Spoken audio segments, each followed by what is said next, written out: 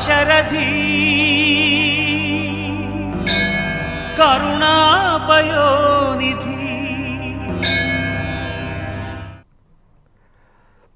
అంటే లౌకిక జీవితంలో మీరు అనొచ్చు, రామదాసు నేను అనుభవించు పాపములు అనేకములైనను.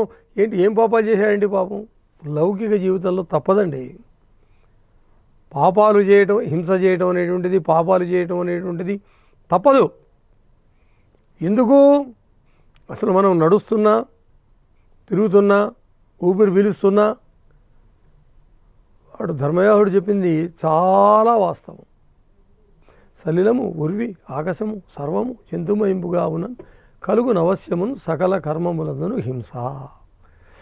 మనం చేసే ఇప్పుడు మరీ సరే జైనులు వాళ్ళు ఏదో మరి మూతులకు గుడ్డలు కట్టుకొని వాళ్ళు ఏంటంటే ఏది అసలు ఏ క్రిమికీటకాదులు కూడా మనం హింసించకూడదు, మన పోతుంటాయి కదా నోట్లోకి పోతుంటాయి అని వాళ్ళ సరే వాళ్ళ ఎవరి మతం వాళ్ళది. కాబట్టి నిత్య జీవితంలో దోషాలకు గురి కాకుండా తప్పించుకోవడం అనేటువంటిది దుస్సాధ్యం కాబట్టి, అసాధ్యం కాబట్టి, పాపాలు అనేటువంటివి అంటుకుంటాయి కాబట్టి, ఆ పాపాల నుంచి దూరం చేయాలంటే ఈ 2 అక్షరాలు నిరంతరము. ఇప్పటికి కూడా చూడండి, కొంతమంది ఆచ్యను తుమ్మారనుకోండి వెంటనే కృష్ణ కృష్ణ కృష్ణ, లేకపోతే అక్కడ ఫోన్ వచ్చింది లేస్తూ రామచంద్ర అని లేస్తాడు. రామచంద్రుడికి ఫోన్కి సంబంధం ఏందండి? అంటే ఏదో ఒక భగవన్నామం అనేటువంటి దానిని తెలుసో తెలియకో అప్రయత్నంగా అప్పుడప్పుడన్నా పోనీ గంటల తరబడి కూర్చొని ఏదో మనం భజనలు చేసి, అందుకనే పల్లెటూళ్ళలో ఏంటంటే విధిగా పెట్టారు, ఒక శనివారం ఆదివారం తప్పనిసరిగా వచ్చి గుళ్ళో ఆంజనేయ స్వామి గుళ్ళోనో రామాలయంలోనో వెంకటేశ్వర దేవాలయంలో తప్పనిసరిగా ఒక భజన బృందాలు, ఆ భజన బృందాలు అనేటువంటివి వాళ్ళు ఇక మరీ ఏదన్నా పరిస్థితులు వీలు కాకపోతే తప్ప తప్పనిసరిగా వచ్చి పెద్దవాళ్ళు ఆ నామం చెప్పటం, వీళ్ళు దాన్ని మళ్ళీ ఉచ్చరించటం. ఎంత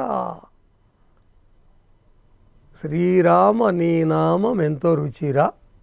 మీరు గనక కొన్ని సినిమాల పేర్లు అనవసరం కనుక మనం చూసుకున్నట్లయితే సినిమాలలో మొట్టమొదటనే అసలు ఒక రామాలయము గుడి, ఒక పెద్ద గ్రామ ప్రజలకు చెప్పటము, వాళ్ళందరం ఎందుకు, అది కూడా ఒక సెంటిమెంటు, సినిమా బాగా ఆడాలని. ఒక రకంగా అయింది ఉభయత్ర మంచి పనే కదా. మన దైవాన్ని, మన ధర్మాన్ని, మన మతాన్ని మనం చెప్పినట్లే కదా. ఇప్పుడు ఇదంతా ఏందండి, శతకాలు న్యాయానికి 10 మందికి లోకానికి వ్యాప్తి చేయాల్సిన అవసరం ఏందండి? నిజంగా చాలా గొప్ప పని చేస్తున్నది ఎవరండి? వీళ్ళే కాదు, చాలామంది చేయొచ్చు, అయినా కూడా వీళ్ళు చాలా గొప్ప పని చేస్తున్నారు. ఒక మంచి శతకాలు అనేటువంటివి, వేదాలు అనేటువంటివి, మరి హిందువులకు ఏవైతే పవిత్రంగా మనం భావిస్తున్నామో రామాయణ భారత భాగవత ఇటువంటి భక్తిపూర్వకమైనటువంటి భక్తియుతమైనటువంటి మంచి శతకాలను, వాటి యొక్క సారాన్ని కవి పండితులైనటువంటి వాళ్ళ చేత చెప్పించడం అనేటువంటిది సామాన్యమైనటువంటి విషయం కాదు. అసలు ఆ బుద్ధి పుట్టడం అనేటువంటిది చాలా గొప్ప విషయం. కాబట్టి ఓ దేవా, నన్ను ఆ విధంగా అయినా కరుణించవయ్యా. చింతామణి నాటకంలో చింతామణి కూడా అదే చెబుతుంది. ఒకవేళ పాపములు చేసినప్పటికీ కూడా పశ్చాత్తాపముతోటి చివరలో గనక యోగి ఒక పాత్ర ఉంటుంది, ఆ పాత్ర చేత కూడా అదే చెప్పిస్తాడు కవిగారైనటువంటి కాళ్ళకూరి నారాయణరావు గారు. అదేమిటండి అసలు ఇప్పుడు జీవంతి వేశ్య సంగతి చెప్పుకున్నాం అంటే చింతామణి పండితురాలైనటువంటి వేశ్య. ఏముంటుంది అసలు బిలవమంగళుడి కన్నా ముందు స్వప్నములో చింతామణికి శ్రీకృష్ణమూర్తి కృష్ణ భగవానుడు కల్లోకి రావటం ఏందండి? మరి అంటే ఏదో సామాన్యమైనటువంటి వేశ్య కాదనమాట.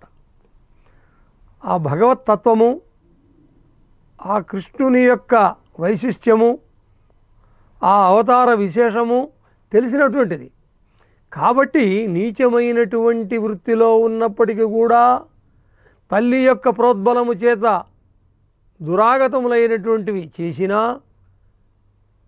చావకముందే, అది చచ్చిన తర్వాత కాదు. ఇక్కడ ఇంకా జీవంతి వేశ్యకు చచ్చిన తర్వాత అటు విష్ణు దూతలును ఇటు యమదూతలు వచ్చి కొట్టుకోవడం, అక్కడ అట్లా కాదు. కళ్ళకూరి నారాయణరావు అది భక్త చింతామణి అండి, చింతామణి కాదు, భక్త చింతామణి. సరే, భక్త చింతామణి అంటే మళ్ళీ వడ్డాది సుబ్బరాయ కవి గారి భక్త చింతామణి శతకం కూడా ఉంది, అది వేరే విషయం. కాబట్టి ఏంటంటే పశ్చాత్తాపము గనక మన మనసులో ఉండి మనము అయ్యో నేను చేసింది తప్పు కదా అనేటువంటి వాళ్లకు తప్పనిసరిగా భగవంతుడు అనేటువంటి వాడు కరుణ చూపుతాడు అని చెప్పటానికి నేను నరించు పాపములు అనేకములైనను అయ్యా స్వామి నాదు జిహ్వకున్ పానకమయ్య మీ పరమ పావననామము అని చెప్పి ఆ చిలుక వృత్తాంతాన్ని చెప్పి ఆ చిలుకకే ఒక పక్షికే నువ్వు అట్లా ఇచ్చినప్పుడు నేను ఇంత జ్ఞానిని కాస్తో కూస్తో కవిత్వం రాస్తున్నాను, నిన్ను గురించి పాడుతున్నాను, మాట్లాడుతున్నాను, అయ్యా గొంతెత్తి కీర్తిస్తున్నాను, నాకు కూడా చేయవలసినటువంటి బాధ్యత నీదే కదయ్యా ఓ రామచంద్ర అని చెబుతున్నాడు కంచర్ల గోపన్న గారు. అంతేకాదండి,